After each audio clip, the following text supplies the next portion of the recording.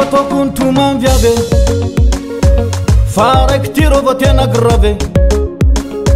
fa tiako tsy foko izany rodila oviave mipodiananao mevia tsy fataoko ny tomambiave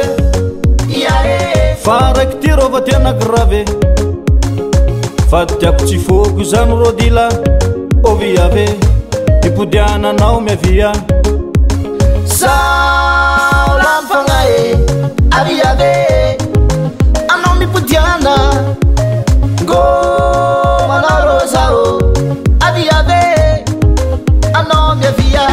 Saulan fangae Ano kucheke Saulan fangae Ano mi pudiana Saulan fangae Ano kucheke Saulan fangae Ano mi pudiana kometiam no Pasatapa kefti tokom no Saulan fanai ano kucheke Saulan fanai ano mipudia Saulan fanai ano kucheke Saulan fanai ano mipudia na kometiam no pasata pa kefti tokom no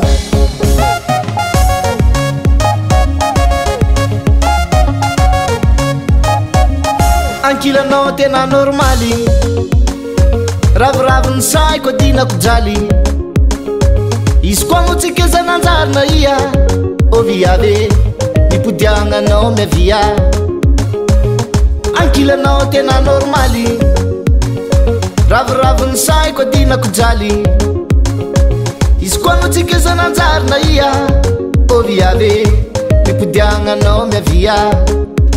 Saulan fangae Aviave Ano mi pudiana Go Manarosao Aviave Saulan fanai ano kucheke Saulan fanai ano mipudia Saulan fanai ano kucheke Saulan fanai ano mipudia na kometiam no pasata pa kefti tokom no Saulan fanai ano kucheke Saulan fanai ano mipudia Saulan fanai ano kucheke Saulan fanai ano mipudia na kometiam no pasata pa kefti tokom no